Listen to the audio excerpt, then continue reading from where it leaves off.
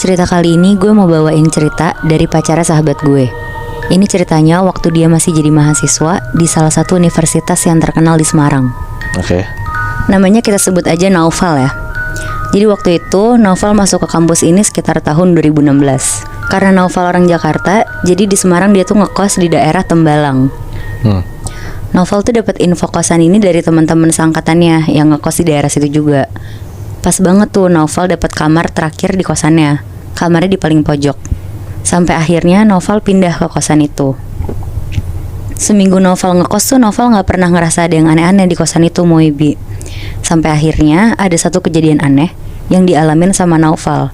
Jadi setiap hari Naufal tuh selalu dengerin lagu lewat speaker kecil punya dia.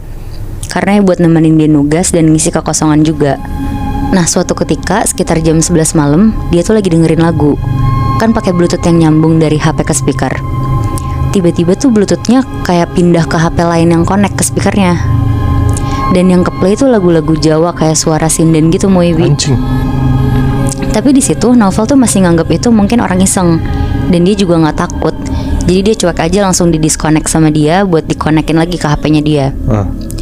Tapi sejam kemudian bluetoothnya tuh keganti lagi dengan lagu Jawa yang sama lagi. Akhirnya karena kesel, Naufal pindahlah ke kamar sebelah, ke teman-temannya dia tuh. Terus dia bilang ke teman-temannya buat jangan isengin dia lah pokoknya. Tapi teman-temannya di situ tuh bingung banget karena yang nggak ada yang isengin dia dan ngekonekin ke bluetooth dia juga.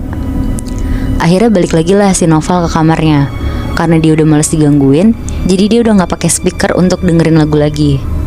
Nah terus sekitar jam 1 pagi dia mutusin buat tidur aja karena dia juga udah ngerasa ngantuk banget di situ.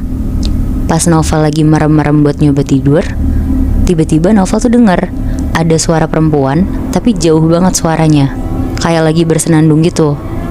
Tapi Naufal tuh gak ngehirauin, dia tetap berusaha tidur. Nah tapi makin lama suaranya tuh kayak ada di kuping sebelah kanannya Naufal, Moibi. Udah bukan senandung lagi, tapi nyinden Jawa. Ini di kosan dia tuh campur atau cowok-cowok doang? Cowok-cowok doang, Moy. Fuck. Akhirnya Naufal langsung loncat dari tempat tidur, terus ngajak temen di kamar sebelahnya tuh buat keluar dari kosannya. Karena bingung mau kemana, Naufal akhirnya ngajak temennya, namanya Bintang, untuk ke Burjo. Burjo tuh kayak warmindo gitu yang jualan mie, nasi telur. Iya. Dan biasanya kalau di Semarang tuh yang jualan Burjo selalu orang Kuningan, Jawa Barat. Nah ternyata si Naufal tuh udah lumayan sering hitungannya ke Burjo ini. Jadi dia sampai udah kenal sama AA yang jaga Burjo itu. Yang jaga ada 2 orang, namanya Maman sama Asep. Jadi pas Naufal sama Bintang sampai di Burjo ini tuh mereka nyium wangi melati yang nyengat banget gitu. Nah tapi penjaga Burjo sampai pengunjung yang lain yang ada di sana tuh nggak ada yang komentar sama wangi ini. Karena ngeliat sekitar pada biasa aja, jadi Naufal lanjut makan di situ sama Bintang. Si Bintang nyium nggak? Nyium juga, Moy. Terus sambil nyeritain lah si Naufal sama Bintang, dia cerita apa yang dialamin tadi di kamar kosannya. Pas denger itu juga Bintang tuh sampai kaget gitu lah ke Naufal. Terus Naufal juga bilang akhirnya mau nginep di kamar Bintang aja malam itu. Akhirnya mereka baliklah ke kosan sekitar jam 3 pagi. Dan Naufal langsung tidur di kamarnya Bintang. Nah posisinya di sini tuh Naufal akhirnya nginep terus nih di kamarnya Bintang. Jadi kosannya udah aman karena nggak ada gangguan lagi. Seminggu kemudian karena Naufal ngerasa udah nggak takut, jadi dia pindah lagi lah ke kamarnya. Karena dia tuh mau nugas dan perlu ketenangan juga buat nugas. Terus karena dia males banget, akhirnya si Naufal nih ngumpulin mood dulu. Dia leha-leha dulu, main HP. Tapi posisi laptopnya tuh di depan dia kebuka, di kasurnya. Nah, di laptopnya juga baru ada tulisan pendahuluan. Terus sejam kemudian kayak sekitar jam 10 malam, Naufal mau ngelanjutin lagi nih bikin tugasnya. Pas dia balik ke laptop, sumpah lo tau gak? Naufal bilang katanya tulisan pendahuluannya tuh keganti jadi Penda Naufal Huluan. Hah? Jadi kayak ada ketikan nama Naufal di tengah-tengah pendahuluan yang Moibi. Anjing. Nah di situ Naufal tuh kaget banget bener-bener karena dia ngerasa dia inget banget lah kalau dia tuh baru nulis pendahuluan doang di situ. Bahkan yang biasanya naruh nama sama name aja tuh belum ditulis sama si Naufal. Langsung lah akhirnya dia bawa laptopnya ke sebelah ke kamarnya Bintang. Terus dia bilang ke Bintang, kayak berusaha ngeyakinin Bintang kalau kamarnya dia tuh bener-bener dihantuin. Akhirnya Bintang nyuruh Naufal buat tidur di kamar Bintang dulu lah, jangan balik-balik dulu ke kamar dia. Dan di situ Naufal juga setuju sama Bintang. Akhirnya sekarang tuh posisinya Naufal udah nginep lah di kamar Bintang. Terus besok malamnya Novel malam-malam tuh lapar dan mau makan ke burjo ini. Tapi burjonya ini tuh tutup. Di malam-malam berikutnya pas Novel mau kesana pun tutup terus Moebi. Ada kali seminggu itu tempat tuh tutup. Padahal biasanya tuh selalu buka. Terus akhirnya singkat cerita, Novel tuh gak sengaja ketemu sama salah satu penjaga burjo ini yang namanya Maman. Ditanyalah sama Novel kenapa tutup terus burjonya. Terus dijawab sama Maman, iya si Asep lagi sakit soalnya lagi berobat sama orang pintar.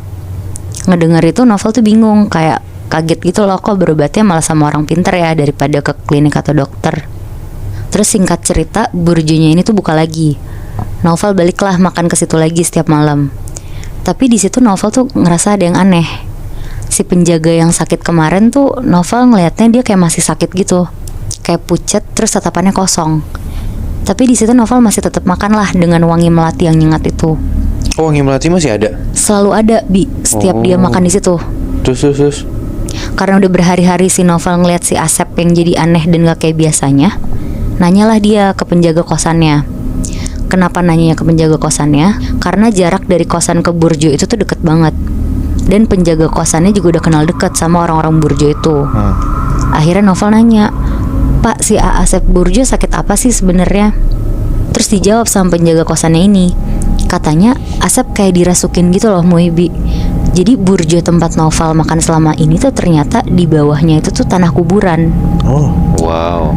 Makanya kenapa ada wangi melati yang senyengat itu. Dan emang kata Novel, si burjo ini tuh gak pakai lantai bawahnya, jadi langsung tanah gitu loh. oh. Nah si penjaga kosannya ini tuh tahu info itu tuh dari Maman. Ternyata diem-diem Maman tuh juga ke orang pintar, karena dia tuh lama-lama curiga sama penyakitnya Asep. Dan pas dia tanya orang pintar itu, orang pintarnya itu tuh nyuruh ngegali tanah itu, tapi tanpa sepengetahuan si Asep yang lagi sakit. Dan pas digali sama penjaganya, benar-benar banyak tali pocong, ada kain kafan, tapi tuh nggak ada tanda-tanda mayat di dalam tanah itu.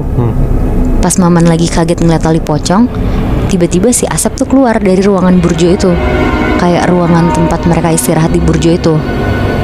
Cuma pas dipikir-pikir lagi sama Maman, Asep tuh masih di Kuningan, masih berobat. Nah terus Moebi, pas Maman udah mulai sadar, tiba-tiba Asep tuh berubah jadi pocong yang ngeliatin Maman. Cing. Di situ Maman kaget banget, terus langsung kabur keluarlah dari burjo ini. Bahkan saking takutnya, Maman gak balik-balik lagi ke burjo ini. Dia sampai pergi ke Kuningan buat nyamperin orang pinter tempat Asep dirawat. Langsung tuh hari itu juga? Langsung Bi. Dan ternyata kata orang pinternya ini tuh Asep lagi dirasukin sama perempuan yang dikubur di bawah tanah itu. Jadi dia sebenarnya gak suka kalau makam dia tuh ditiban dan dijadiin tempat jualan. Dan kayaknya ya ada hubungannya juga nih sosok perempuan yang gangguin Novel di kamar kosannya sama yang di burjo itu. Karena kosannya kan deket banget sama burjonya. Dan Novel juga sering banget kan kesana. Jadi ya mungkin kena impactnya kali ya. Sebenarnya Novel nggak tahu apa-apaan kan? Nggak tahu sama sekali Moy. Tapi dia diganggu sama si sosok cewek itu. Iya. Anjing, kasihan banget. Kasian banget ya Maman sama Asep. Menurut gue sih emang mereka nggak tahu nggak sih kalau misalkan si tempat mereka buka usaha warmindo atau burjo tuh emang ada tanah kuburan di bawahnya. Karena kalau mereka tahu, harusnya mereka nggak buka di situ dong. Iya bener juga sih Bi. Soalnya gue sempat nanya juga tuh ke temen gue nih, kenapa mereka buka di situ dan kenapa mereka nggak tahu. Jadi tuh kenapa mereka buka di situ karena disewain murah sama pemiliknya. Dan yang nggak jarang juga nggak sih untuk buka usaha ada persyaratan yang harus dipenuhi. Mungkin salah satunya ada tali pocong di bawah tanah itu. Bisa juga sih. Ya karena menurut gue si karyawan burjo itu jadi tumbalnya. Iya bener sih, bener. Mereka nggak tahu kan ada kayak gini-ginian. Iya.